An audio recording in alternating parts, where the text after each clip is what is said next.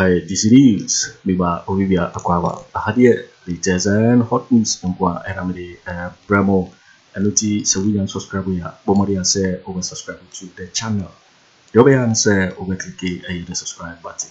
Now a barely notification. We answer new video be upload. Also once a can be. I feel we are now like video and give us a thumbs up. Now share my offer so now when you be here now and summer air so ewo Ghana memo hano.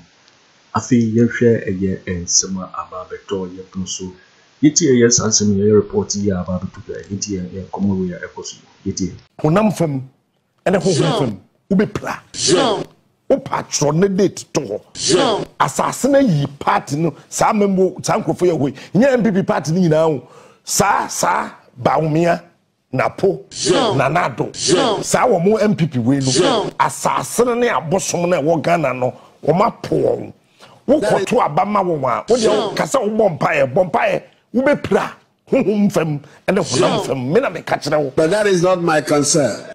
Se pa manya ye wo me me say wo koto abama MPP a honhom fam ene honam fam wo be pra. One day you will vote for me and my party. But that is not my concern. What is the matter on us? Kroya yetim say oh. Me nyini bebre me di 44 pe. Wani. Ba me nhia memo fo pa te say da. But that is not say me na Akufo Addo chanka pepa ne bone bi wo no ma no wu. But that is not my concern. Me kan bi ya.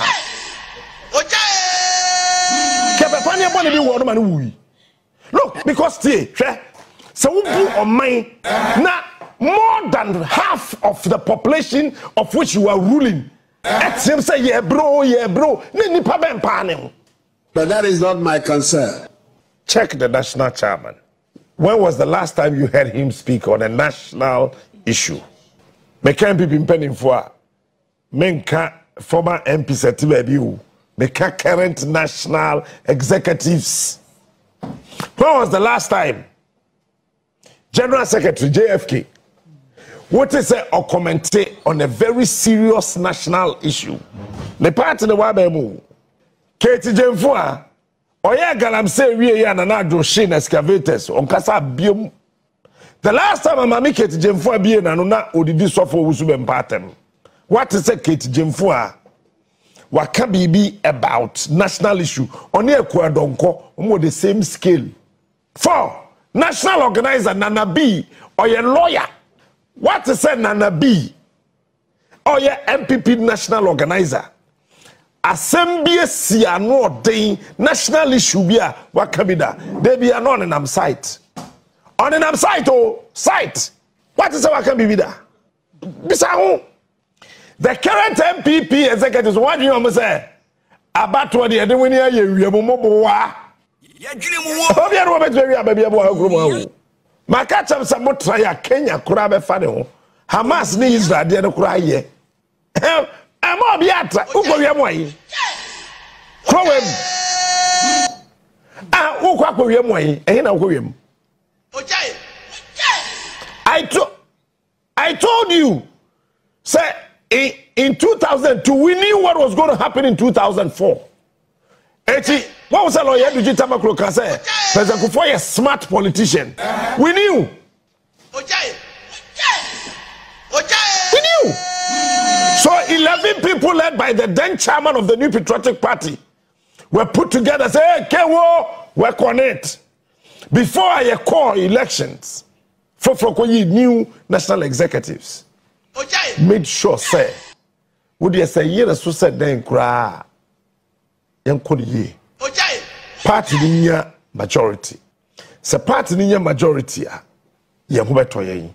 And indeed in 2004 I think Akufo had 56 point something %. Then in 2004 we had between 53 and 54%. I've forgotten the percentage but around that figure. Pine the when we ya ewe Akufo started say oh yeah. The last term of Akufo ena bibia Watching hot news all time. So when you catch now, free maternal health care, it was between 2004 to 2008. Youth employment, if you it was from between 2004 and 2008. Health insurance, 2004, 2008. Name it. Just to make sure it's a part, and NDC for your budget on Meko Supreme Court. Because now the figures not a ton of one and to tarry. But winning that time, not NDC for Ferry J. Gufo. So we may catch on there. Now, Ghana for respecting Kufo.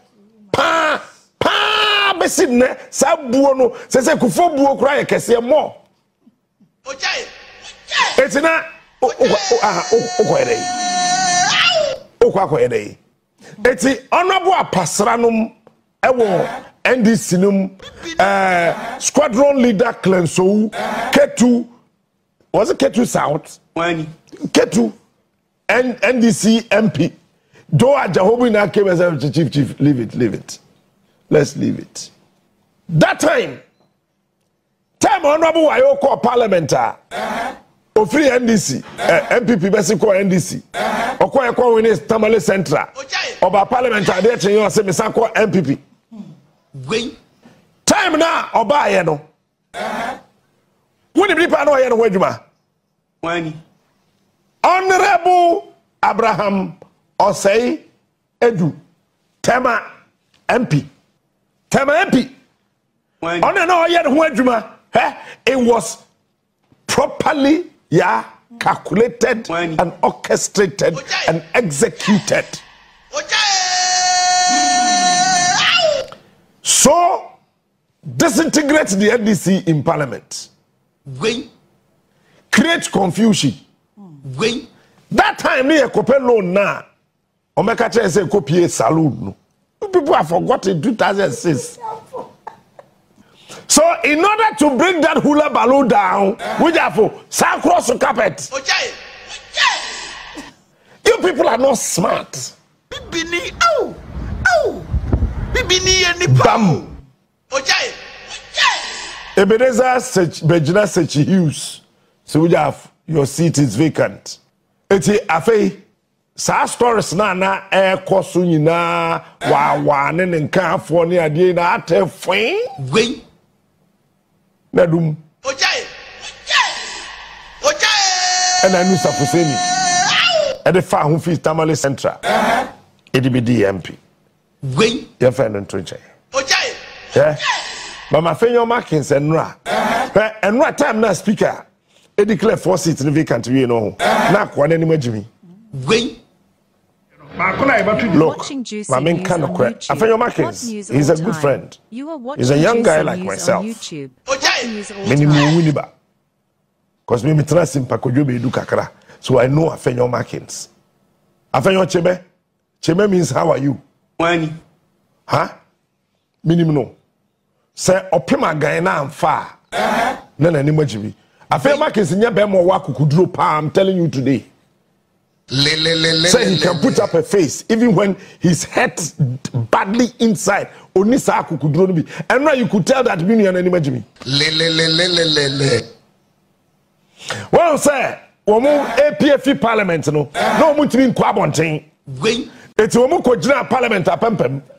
And the next speaker catch up and say, hey, if you want to walk out, walk out. Masha. Then they went out. So, Shafenyo Dimina, Shadow. Praise God. Hallelujah. By their actions. We've just witnessed a conspiracy between the speaker and the minority to bring confusion in the House. It is clear that Mr. Speaker avoided service of the writ to do the bidding of the NDC. It's so clear, but we believe in the law. We as the majority caucus immediately are boycotting Parliament until this matter is determined by the Supreme Court. The Speaker has no right to interpret the Constitution, and it is so clear that what he did was to give advantage to the NDC and do the bidding of the NDC. We are not going to go further to litigate. We have a process at the court. We'll follow it up. If the court makes a pronouncement, we'll respect the orders of the court. But because we believe that the issues we have raised are issues for interpretation. I don't know about member MPP view, Mako independent, national or Canada. Sam knows that some way the interpretation. Constitution didn't say, be a interpretation in the Supreme Court. Nekan once. Yakasa, do we say no? The majority of that. When you're the Grata in the Supreme Court, Manitam Kakra, my almost Supreme Court, Sam Kakra, no one decided to do it. Then I buy a Baka also working home. Akatana, you are Frafra, where this is what we need more. Kekek, March on your mouth. Can we have this one? I couldn't have got what was a majority? I got a photo about my majority. We have a them with you. And I was my own minority. What is that? Baby, the Asamba Mamuha, what did you have? I'm not getting out. They say, what's the standing order? What I want to present on the Bia. Stand on the ultimate interpreter. Constitution, yes, be a law, a constitution, and interpretation. A Supreme Court, Nakayo and Nakanwa. I say, I said, Obi changing now, or so acquire independent to say, just what declare. Young lawyer phobia, one agony. Etching a court to the constitution, Ashambra say, Sergeant said, is it about lawyer for baby, and say, baby, can or Mabicao, another foreign to Bawumia, lawyer for Mukuma, Obia, one agony. A visit there be, I don't guess I answer, or the Bakoro about Parliament, I say, what Naha was say, Parliament will say there are many problems, me MPP, Bakuna. Maybe 12 Bana, maybe Bakuna about to the same Bana, by January 2025. I don't know about member MPP view, Mako independent, Nasma or Canada. Sabin your constitution, yes, near Tias and say, and the year, my sorry, say, and the year, my guy MPP, by Trump, I have said many MPP want to have you, be independent, independent side.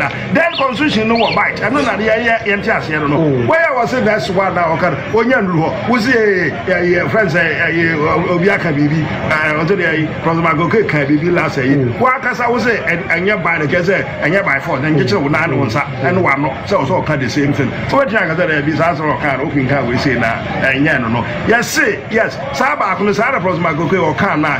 Yana, baby, say, and yes, I'm not long it yet. When Pacho Ghana Bar Association, a summer starting year review of individuals called to the bar.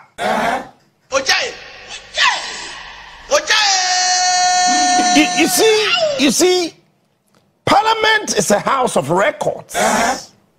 And the three arms of government, they are independent of each other.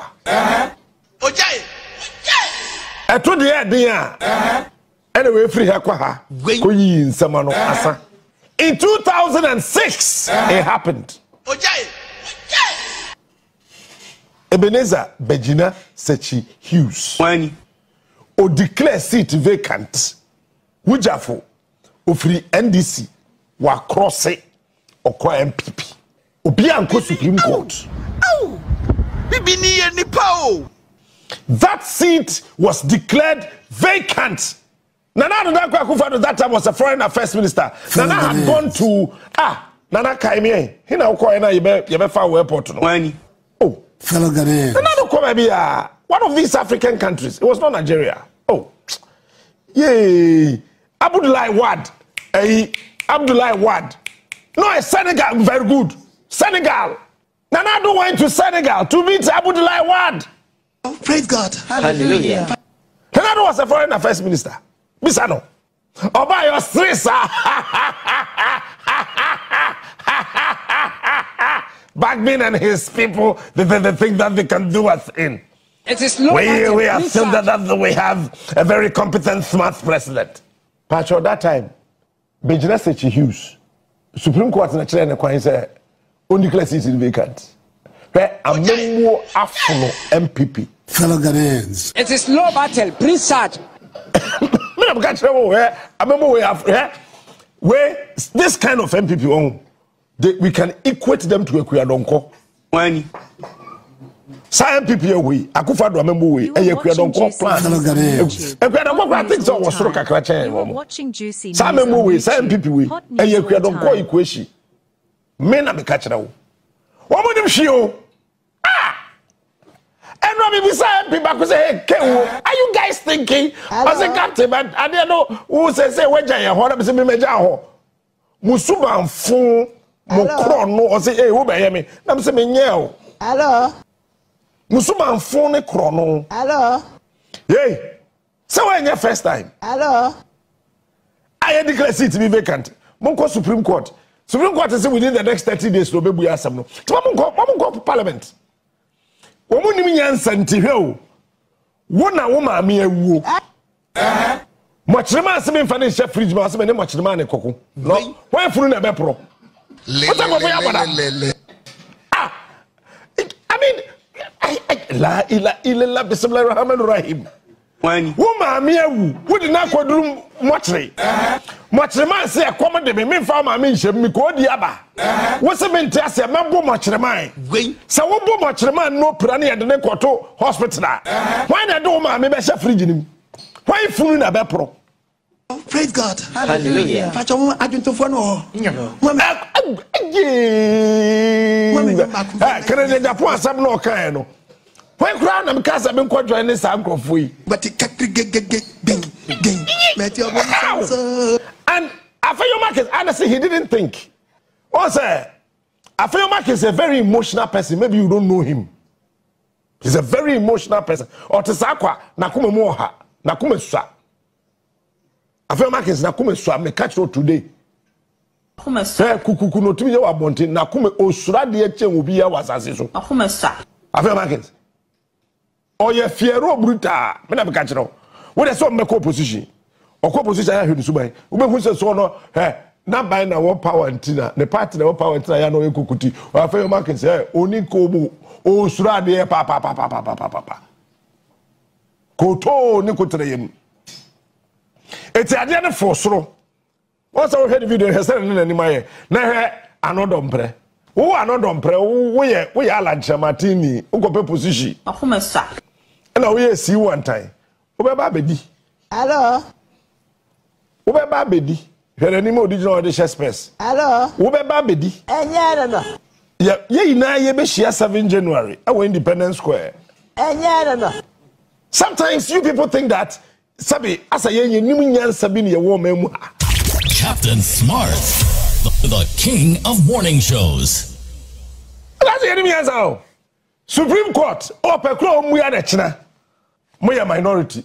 Se se MPP ya domkuma. Afriyie Market me se wanwina asem no kan no. Mo Tuesday ye twabu ye. Makole 5 bills our parliament. Tini. Mo the bills maku enum. Ena eko. Producer hwe wo behu. Ojai. Bills maku 5. The omode koton akoso modam ne kan ho. Yes, they laid it. Make us some chamam fi samboa. I'm going me producer we was so man. You are watching Juicy. What would the bills fight for Kwaku? You are watching Juicy. As a parliament, quite discussing. Hot news all the time. Me go parliament be. Oh boy, ye. Metio bunsanso, metio bunsanso. Enti wan kwa wo ye ho ya. Man go parliament amo ye ho ya. Enya parliament am so so etu eka hu. Ah, won go parliament ti en odan. Mo pakura mo nkasa MP du kura boja idi mu ina mo resign. You get it? Who cares? Ghana for afa matemase. Me sha ase no obi ante ase akoya no odin, akoyi di atem, akoyi sei, Captain Smart muade, and Captain say dey say, ne Captain say. Afa mo ti ase ba. Me say November na e ba de misuro. Ojai. Me just said, what's up on the door? So, see, I'm a producer. I'm in the chat. I'm here. Me wonu ma be catch. What call bills our parliament? A brother here came here. Edri yawada. What's the main parliament? The Supreme Court about ruling. My Supreme Court judges and court parliament to and yet MPs in debate to be on the mount. Oh,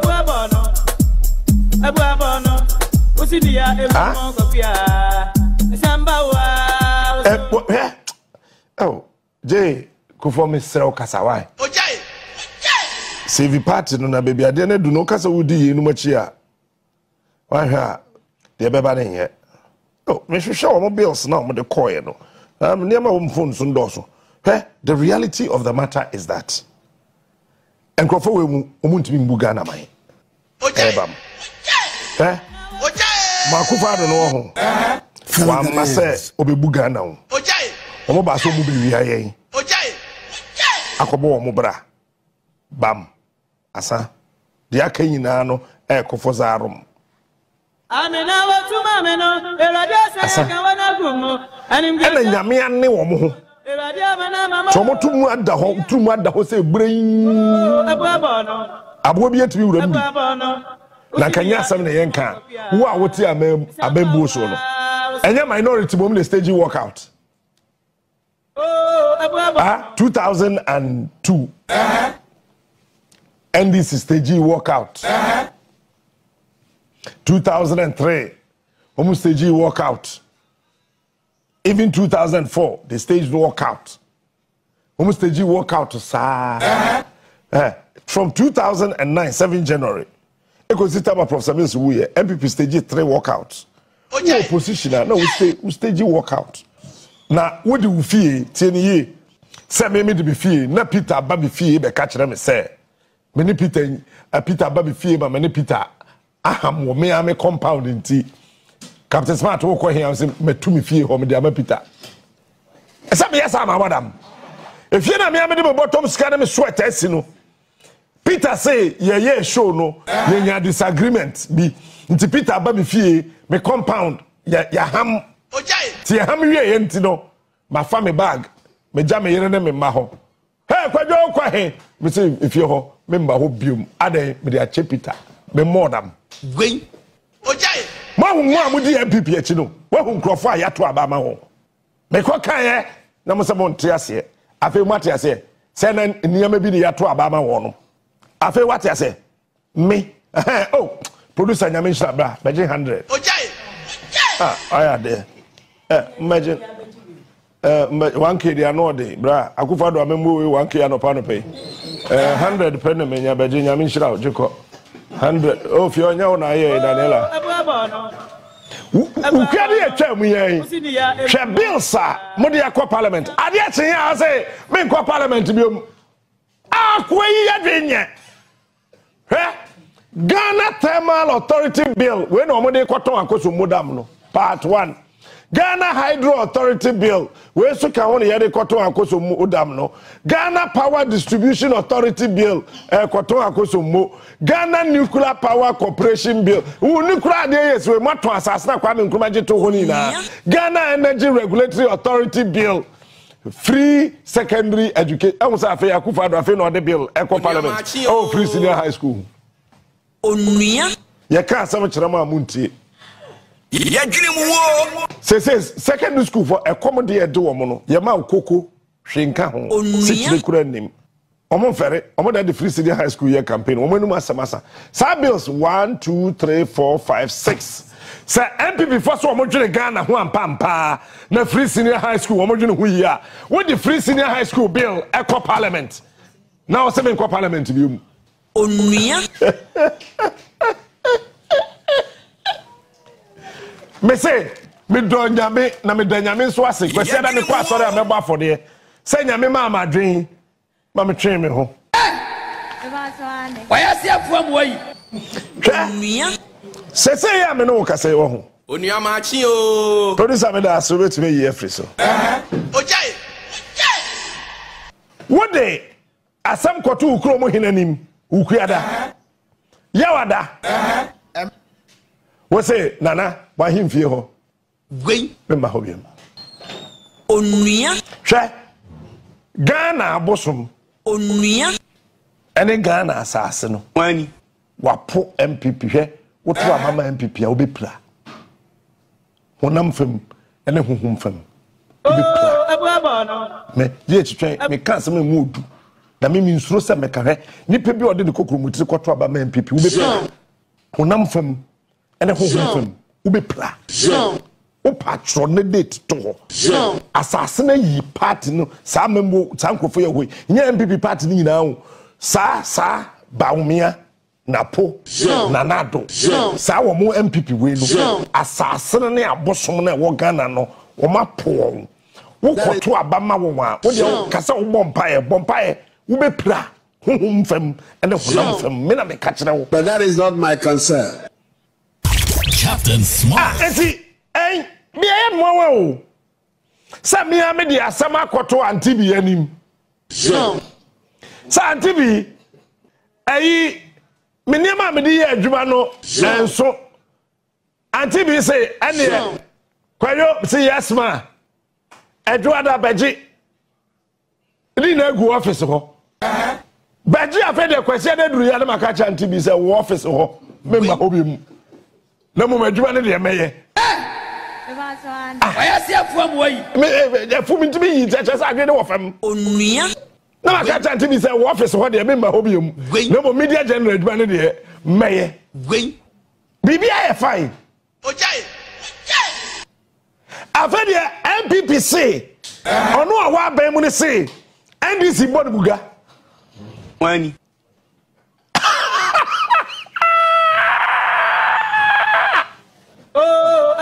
Wa abai mu no opposition bobuga medie asese yete ye ho ase se amemu we no ayemmo bi nan Gwen. But that is not my concern. Na entasentase ache MPP Wani. eti afeyo markets he's the worst majority leader ever. Gwen. Na Akufo Addo say that we hear say obi hu ye da hi enkrofo ye Kufuor boys eti ye kra omu ina yes sankwala Gwen. emegu ho But that is we not... ye me ka bibia say chairman sabusu ho a asem we ensida. But that is not my concern. The question is, where is Osei Chairman Sabusu? Sir, he's a member of parliament. But the Chairman Sabusu so that MP. 7th January, ne Chairman Sabusu ne juma bebe wiye. Okasa we hin. Chairman Sabusu te ho. Na kasem we de because he knows the implication. Chairman Sabusu krabe na say onko parliament bi mu. Ojai. And yansafo na ebeboa party no. Bawumia ni Akufo Addo mpe. Na Asante region betu etiamo. One day you will go so. E wa Asante ni a ka kire won se. Na ye pempuntu. Mpuntu no mantimi amfa amma. Gwen. Enti ye betu etiamo. Abuaba no. Ojai.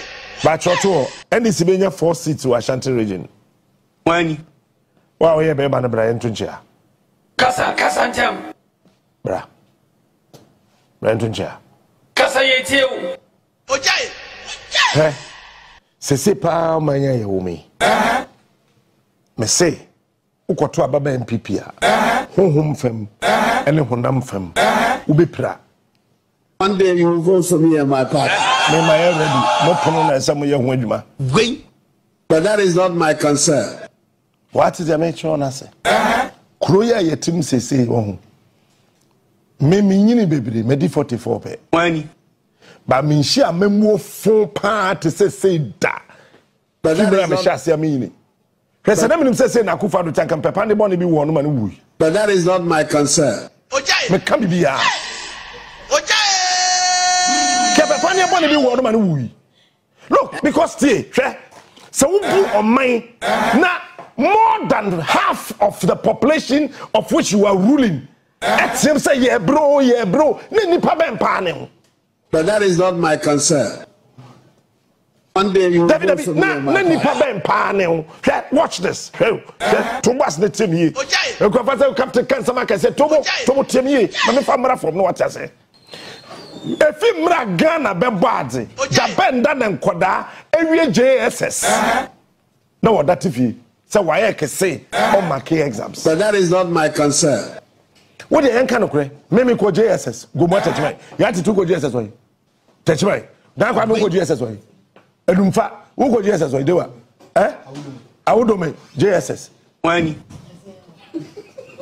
who be try exams and I'll go select school. I'll be go. Me what? Who be your school? Results and so bad. Never be a who console can.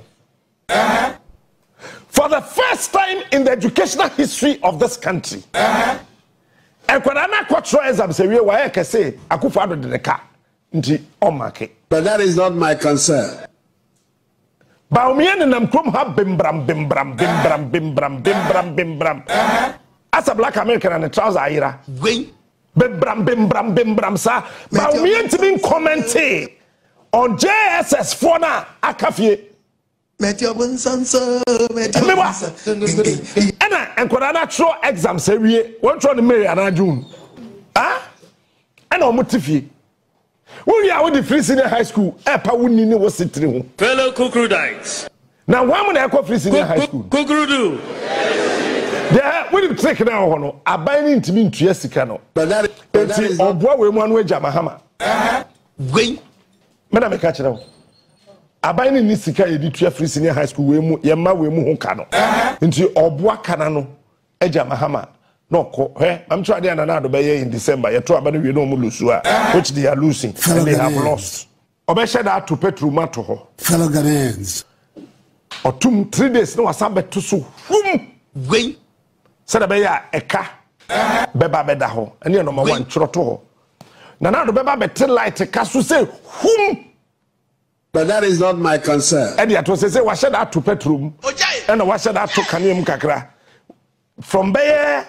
15th December kono obeba better to say boom your bosom no be number 3 nana do we are no wa beto adwa ye fo akatuam hum your bosom no be di wechi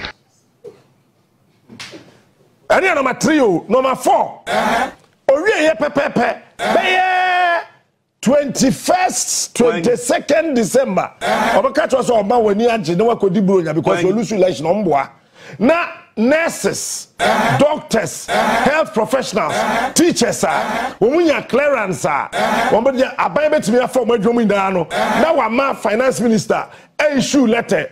I'm a health minister. I'm a clearance. So we form we adwom. And number 4, number 5, me more another trick.